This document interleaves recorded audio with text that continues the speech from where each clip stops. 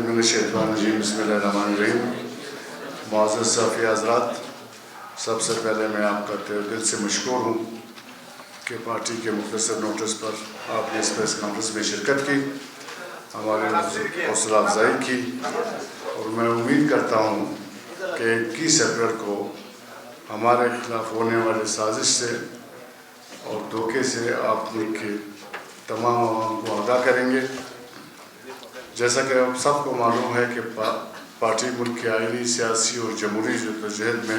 صف اول کا کردار ادا کرتی رہی ہے. ہماری سیاسی، جمہوری، آئینی جدوجہد کی جو سزا ہم بھگت رہے ہیں، ایک مرتبہ پھر 50 کے صوبائی انتخابات میں ہمیں اور ہمارے عوام کو اس سزا کا سامنا کرنا پڑ رہا ہے. سپریم کورٹ کے حکم کے پر الکا PB50 میں دوبارہ الیکشن کا حکم صادر فرمایا گیا تھا. پچھلی بار الیکشن میں بے پناہ دھاندلی کی گئی تھی. میں نے پہلے دن ہی تحریری درخواست چیف الیکشن کمشنر بلوچستان اور چیف سیکرٹری بلوچستان کو پیش کی تھی، جس میں نے استدعا کی تھی کہ الکا PB50 کے الیکشن میں جو دھاندلی ہوئی، ان کے دیگر اسباب کے علاوہ ایک مسئلہ مقامی انتظامیہ کا پولیس اسٹیشن میں ذمہ داریاں سونپنے کو بتایا گیا تھا، اور میں نے یہ استدعا کی تھی کہ ہمیں پولنگ عملہ اور سیکورٹی کے پرسنل باہر کے اضلاع سے فراہم کیے جائیں. ہمارے استدعا پر صرف RO کا تبادلہ ہوا تھا. الیکشن کمشنر بلوچستان کی جانب سے نئے RO کی تقرری اور RO نے پہلے دن ہی سے تقریباً تمام عملہ مخالف امیدوار زمر خان کے کہنے پر اور ان کے حامیوں کو لگایا گیا، اور 20 اپریل کو رات گئے مجھے پتہ چلا کہ polling station polling number 72 government primary school Kasadozai combined, polling number 96 government high school Norak میل، polling number 97 RHC Norak Suleman Khel, polling number 99 government girls Norak school Norak Suleman Khel, اور polling station number 50 government primary school Killi Ahmad بکرزئی ارمبئی کا کوزے کے عملے کو بما پولنگ کے سامان کے اغوا کیا گیا ہے. رات 2 بجے میں نے چیف الیکشن کمیشن پاکستان اسلام آباد، chief election commissioner Balochistan, chief commissioner Quetta division, ROs اور DRO کو تحریری طور پر آگاہ کیا کہ پولنگ اسٹیشن کا عملہ اغوا ہو چکا ہے. الیکشن کی شفافیت کے لیے ان کو بازیاب کرانا آپ کی ذمہ داریوں میں شامل ہے.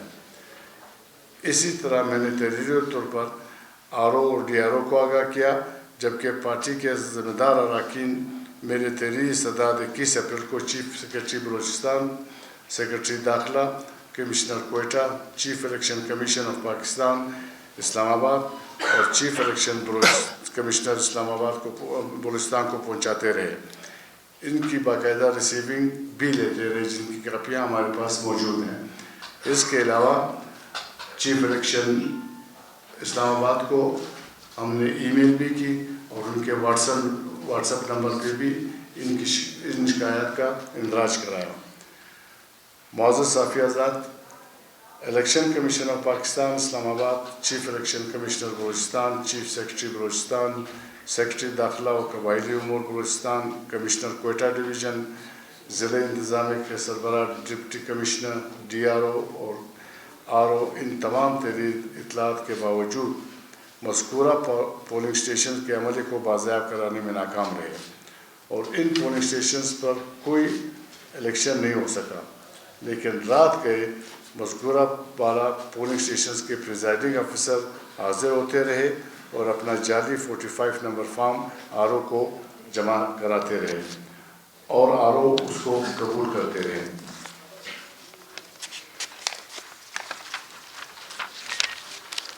معزز صحافی حضرات، تقریباً پولنگ اسٹیشن جن میں چند ایک کے فارم 45 پریزائڈنگ آفیسر کی جانب سے لکھ کر دیا گیا تھا کہ پولنگ کے ٹوٹل ووٹ کے مطابق کاپیاں اجرا کی جاتی ہیں، لیکن تمام پولنگ اسٹیشن میں 2 سے 4 کاپیاں غائب تھیں، اور اس کا اظہار کچھ پریزائڈنگ افسران ہمارے پولنگ ایجنٹس کو دے چکے ہیں۔ کچھ پولنگ ایسے تھے جس میں جہاں دن 12 بجے تک عملہ نہیں پہنچ سکا تھا، اور اس کے علاوہ بدوان پولنگ اسٹیشن پر میرے مخالف امیدوار زمرک خان کے مسلح لوگ قبضے میں لے چکے تھے، جس کی تحریری اطلاع میں نے RO اور DRO اور پارٹی کے مرکزی جنرل سیکرٹری عبدالرحیم زیادفان نے پریس کانفرنس مورخہ 21 اپریل کو نشاندہی کی تھی، لیکن انتظامیہ مسلح لوگوں سے پولنگ اسٹیشن کو آزاد کرانے میں ناکام رہے، اور اخباری بیانات بھی پارٹی کی جانب سے شائع کیے گئے جو ریکارڈ کا حصہ ہیں۔ پولنگ کے دن شام 5 بجے زمرک خان کی قیادت میں مسلح لوگ آتشی غیر قانونی اسلحے سے لیس سینکڑوں لوگ RO اور DRO کے دفتر پر قابض ہو گئے تھے، اور ساتھ ہی ان کے دفتر کو جاتے ہوئے شاہراہ اور مین ہائی وے پر ان کے مسلح لوگوں نے الیکشن کے نتائج لانے والے عملے کو بزور بندوق روکے رکھا، اور خود مجھے اور میری پارٹی کے سیاسی کارکنوں کو RO اور DRO کے دفتر جانے سے روک دیا گیا،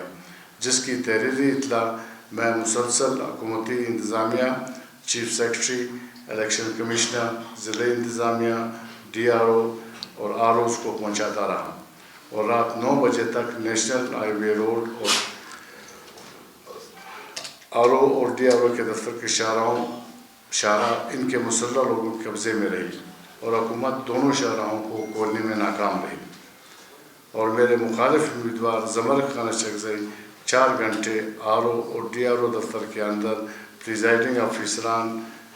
ان کے حقیقی 45 کو جعلی دھوکہ دہی کے فارم 45 میں تبدیل کرتے رہے، اور آخر کار جب عوامی ریلی نے ان کے رکاوٹوں اور بندروں کو توڑا اور RO اور DRO کے دفتر پہنچ گئے، لیکن اس وقت تک میرے مخالف امیدوار زمرک خان اچکزئی زر اور زور سے نتائج کو تبدیل کر چکے تھے، جبکہ 21 اپریل کو RO کی جانب سے پہلے فارم 47 جاری کیا گیا، اور پھر 22 اپریل کو دوسرا فارم 47 جاری کیا گیا۔ اس کا مطلب ہے کہ وہ نتائج کو پہلے ہی مرتب کر چکے تھے۔ یہ تمام تر انتخابات الیکشن ایکٹ 2017 اور الیکشن رولز 2017 کی سرہن خلاف ورزی RO اور DRO کی معاونت سے کی گئی۔ اسی طرح فارم 47 الیکشن کے دن یعنی مورخہ 21 اپریل 2024 کو کیسے جاری ہو سکتا ہے؟ معزز صحافی حضرات، حلقہ PB 50 میں پریزائڈنگ افسران کی جانب سے جاری کردہ فارم 45 کے مطابق، جن میں قبضیوں کے 12 پولنگ اسٹیشنز اور پیر رضویوں کے 6 سے 7 پولنگ اسٹیشن کے من پسند فارم 45 کے ہوتے ہوئے میں نے 66,310 ووٹ اور میرے مخالف امیدوار نے 51,904 ووٹ حاصل کیے تھے۔ ان میں وہ 5 پولنگ اسٹیشن بھی شامل ہیں جن کے عملے کو زبردستی اغوا کیا گیا تھا۔ انتظامیہ عملے کو بازیاب کرانے میں ناکام رہی، اور رات کو انہی پولنگ اسٹیشنز کے پریزائڈنگ افسران دیدہ دلیری کے ساتھ جعلی فارم 45 جمع کراتے رہے،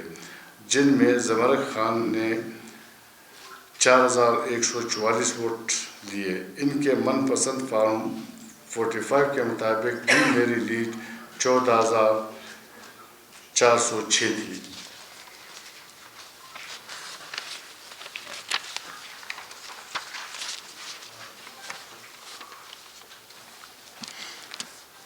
معزز صحافی حضرات، صوبے کے تمام انتظامیہ، الیکشن کمیشن آف پاکستان،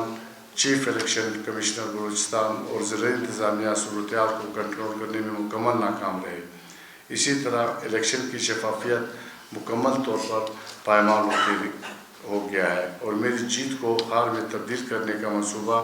تمام صوبے کے سامنے تش ازبام ہو چکا ہے، اور میں یہ اظہار کرنے میں حق بجانب ہوں گا کہ میں حلقہ PB 50 کے نتائج کو مکمل طور پر مسترد کرتا ہوں، اور یہ الیکشن کہ حلقے کے عوام کی حق رائے سے کھلی مذاق گردانتا ہوں اور مطالبہ کرتا ہوں کہ اصل 45 نمبر فارم کے مطابق میری کامیابی کا اعلان کیا جائے اور دھوکہ دہی اور بونڈے طریقے سے نتائج تبدیل کرنے کا وتیرے کو ہمیشہ کے لیے ختم کیا جائے، اور اسی طرح انتظامیہ اور پولنگ اسٹیشنز کا وہ عملہ جو دروغ گوئی، غلط بیانی، دھوکہ دہی کے مرتکب ہیں، ان کے خلاف قانون کے مطابق کارروائی کی جائے اور زر اور زور کی بنیاد پر عوام کی رائے دہی کے ساتھ سنگین مذاق کا آئین پاکستان اور ملک کے مروجہ قوانین کے تحت ان کے خلاف کارروائی ہو، تاکہ آئندہ کوئی بھی انتظامی آفیسر اس قسم کی زر اور زور کی بنیاد پر عوام کی رائے دہی کے ساتھ سنگین مذاق کی جرات نہ کر سکے۔ معزز صحافی حضرات، میں حلقہ PB-50 کے عوام کا، جنہوں نے پشتونخوا ملیون پارٹی کی قومی سیاسی جمہوری اور خصوصاً آئین کی بالادستی جمہور کی حکمرانی کے لیے اپنی قوم دوستی جمہوریت پسندی کا ثبوت دیتے ہوئے اپنے عوام کے مسائل کو ان کے دہلیز پر حل کرنے کے لیے پارٹی امیدوار کے حق میں اپنے رائے دہی کا استعمال کیا، ان تمام لوگوں کا تہ دل سے شکریہ ادا کرتا ہوں کہ انہوں نے پارٹی پر اپنے اعتماد کا اظہار کیا، اور پارٹی کے تمام کارکنوں کو داد تحسین پیش کرتا ہوں جنہوں نے انتہائی جرات مندانہ انداز میں انتخابات کے دن خوف و ہراس پھیلانے والے جدید اسلحے سے مسلح عناصر کے دباؤ کو مسترد کرتے ہوئے پرامن انداز میں انتخابی عمل کو پائے تکمیل تک پہنچایا اور اپنے ووٹرز کو گھروں سے نکالنے میں کامیابی حاصل کی۔ میں اپنے حلقے کے عوام اور پارٹی کارکنوں، بھائی قوم، ہمدردوں اور حمایت کرنے والوں کا شکریہ ادا کرتے ہوئے انہیں میں مبارکباد پیش کرتا ہوں کہ انہوں نے 45 نمبر فارم کے تحت بھاری اکثریت سے کامیابی حاصل کی ہے۔ معزز صحافی حضرات، پریس کانفرنس کے اختتام پر ایک بار پھر میں آپ تمام صحافیوں کا شکریہ ادا کرتا ہوں اور یہ استدعا کرتا ہوں کہ print, electronic media, radios, social media کے نمائندگان، کیمرامین، رپورٹرز اس پریس کانفرنس کو بھرپور کوریج دیں گے اور آئین کی بالادستی، جمہور کی حکمرانی، پارلیمنٹ کی خود مختاری، قوموں کی برابری پر مبنی حقیقی فیڈریشن کے قیام، عدلیہ اور میڈیا کی آزادی، سماجی عدل اور انصاف کے لیے پارٹی کی جاری جدوجہد میں اپنا مثبت اور تعمیری کردار ادا کرتے رہیں گے۔ اور ہماری آخری امید بھی آپ لوگ ہی ہیں، کیونکہ جس انداز میں اسٹیٹ کو چلایا جا رہا ہے،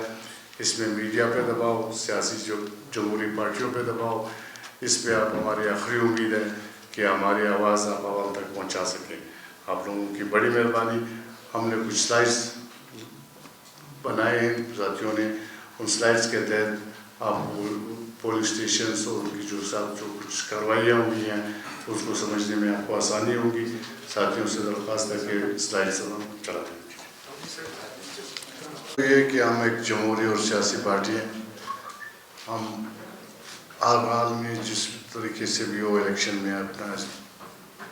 حصہ لینا اپنا حق سمجھتے ہیں اور اپنی ذمہ داری سمجھتے ہیں، چاہے وہاں پہ انتظامیہ کتنی بھی جانبدار ہو، کتنا بھی ہو، اس میں ہم ایک الیکشن پروسیس میں اپنی ذمہ داری سمجھتے ہیں کہ اس میں حصہ لے سکیں۔ جمعیت علماء اسلام نے اسی بات پہ ری الیکشن جو تھے اس کا بائیکاٹ کر دیا کہ ان کو اس بات کا یقین نہیں تھا کہ فیئر اینڈ فری الیکشن ہو، لیکن ہم لوگوں نے اس میں اپنا حصہ ڈالا۔ دوسری بات آپ نے کہی کہ کیا RO یا DRO کے پاس یہ قوت ہوتی ہے کہ وہ اس چیزوں کو اپنا سکیں۔ DC ضلع میں صدر کا نمائندہ ہوتا ہے، DC کے پاس جتنے اختیارات ہیں، اگر آپ اختیارات کا وہ دیکھ لیں، DC کے اختیارات کمشنر سے زیادہ ہوتے ہیں۔ کمشنر اس کا باس ہوتا ہے لیکن DC کے اختیارات ان سے زیادہ ہوتے ہیں۔ اگر DC چاہے یا اس کی یہ منشا ہو یا اس کی یہ خواہش ہو تو DC ہر طرح کا جو اس کے علاقے میں جو بھی ایونٹ ہو، چاہے وہ الیکشن ہو چاہے کوئی بھی ہو، اس کو پرامن طریقے میں میں کرانے میں اس کا اپنا حصہ ڈال سکتا ہے، لیکن اگر اس کی منشا ہی نہ ہو تو پھر یہ مشکل ہے کہ وہ کچھ بھی کر سکے۔ آپ کے سوال کو جہاں تک میں سمجھاؤں، آپ یہ کہنا چاہتے ہیں کہ انتظامیہ بے بس تھی، لیکن انتظامیہ نے اس میں اپنا کوئی رول ہی ادا نہیں کیا، اپنا کوئی ذمہ داری نہیں سمجھی، نہ اپنی کوئی دلچسپی اس پہ ظاہر کی۔ آپ کو ایک سادہ سی مثال دیتا ہوں۔ اسی پولیس اسٹیشن میں ہمارے، میں معافی چاہتا ہوں میرا گلا خراب ہے، بدوان پولیس اسٹیشن جس پہ ہم نے ذکر کیا کہ اس پہ قبضہ ہوا تھا، وہ ڈی سی آفس کے بہت قریب ہے، بہت ہی نزدیک ہے۔ اس کے بجائے کہ وہ وہاں پہ جاتے، وہ وہاں سے خاصی دور لاجپت کے پولیس اسٹیشن پہ، جو سیدوں کے پولیس اسٹیشن میں پرامن لوگ ہیں، وہاں پہ جا رہے تھے، یا درامازہ پولیس اسٹیشن پہ جا رہے تھے، جہاں ان کی رپورٹ ہوئی تھی۔ ہم رپورٹنگ کرتے رہے مسلسل کہ وہاں پہ جائے، وہاں پہ کسی نے نہ جانے کی زحمت کی، نہ کوئی معلومات کرنے کی کوشش کی۔ تو جہاں تک ہمارے خیال ہے کہ ان کی کوئی دلچسپی نہیں تھی اس طرح کے الیکشن کرانے میں۔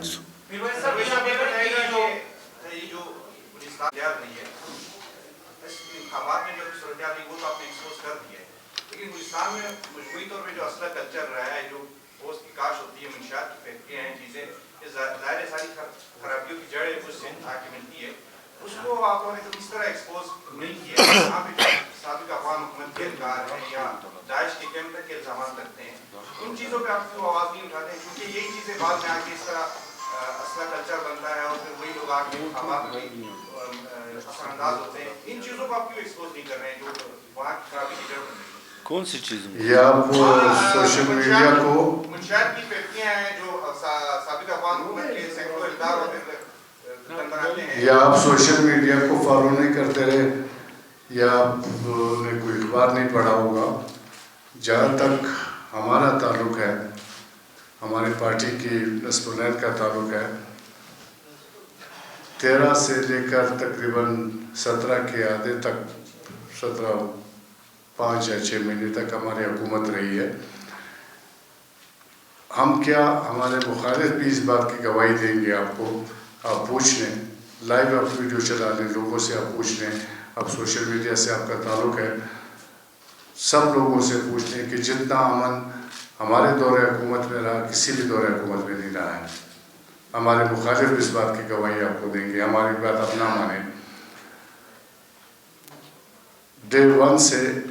آپ تو ابھی سے بات کر رہے ہیں، ہم پچھلے 35 سال سے ڈرگ مافیا کے خلاف ایک جنگ میں مصروف ہیں۔ ہم نے ہر وقت منشیات کے خلاف بات کی ہے، چوری اور ڈکیتی کے خلاف بات کی ہے۔ ہماری پارٹی نے ہر وقت اسی بات پہ، ہم کئی دفعہ انتظامیہ سے ملے ہیں کہ ہمارے علاقے کو ڈرگ کے ایک اڈے کے طور پہ انٹروڈیوس کرایا جا رہا ہے، اسلحہ کلچر کو بار سپورٹ کیا جاتا ہے۔ ہمیں اس دفعہ ووٹ، اگر آپ غور کریں، آپ الیکشن جو ووٹ کی ریٹنگ ہے اس کو آپ دیکھ لیں، اس دفعہ ہمیں ان علاقوں سے سب سے زیادہ ووٹ ملے جو جنگل فریزی کے قریب ہیں یا اس سے متاثر ہیں، اور ان لوگوں نے ووٹ دیے جو نظریاتی طور پہ ہمارے ساتھی نہیں تھے۔ صرف اس بات پہ ہمیں اس دفعہ جو اتنے زیادہ ووٹ ملے ہیں، اور ان علاقوں سے جو زیادہ ووٹ ملے ہیں جو امن و امان کی وجہ سے سب سے زیادہ ڈسٹرب ہیں، اور ان لوگوں نے الیکشن سے پہلے جب ان کے ساتھ ہمارے مذاکرات ہو رہے تھے، انہوں نے ہم سے نہ واٹر اسکیم مانگی ہے، انہوں نے ہمیں نہ فلڈ پروٹیکشن مانگی ہے، نہ نوکریاں مانگی ہیں جس طرح ہمارے علاقے میں عام رواج ہے۔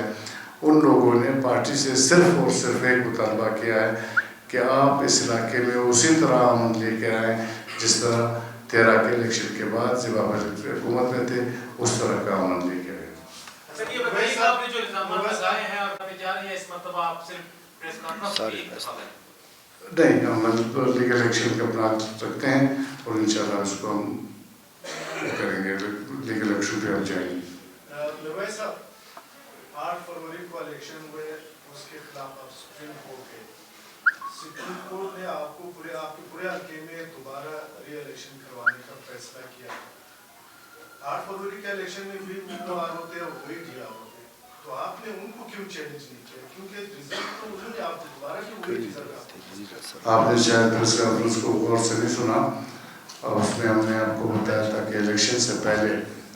हमने chief election commissioner Islamabad, chief election commissioner Balochistan, इसके अलावा जो सब इंतजामिया थी उनको हमने तहरीरी तौर पर इस बात से आगाह किया था कि जो इलेक्शन आप दोबारा करा रहे हैं उस इलेक्शन को आप उसी चीफ सेक्रेटरी जरदा साहब कह रहे हैं कि चीफ सेक्रेटरी समेत उसमें हमने सबको तहरीरी तौर पे आगाह किया था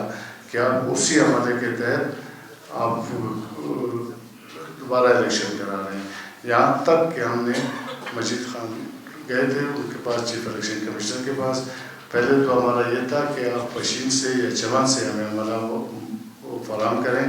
मजीद खान ने यहाँ तक कह दिया कि भैया पंजाब से ले आएँ, सिंध से ले आएँ, हमें कोई इतराज़ नहीं, लेकिन इस इंतज़ामिया को यहाँ पे ना लेने देना।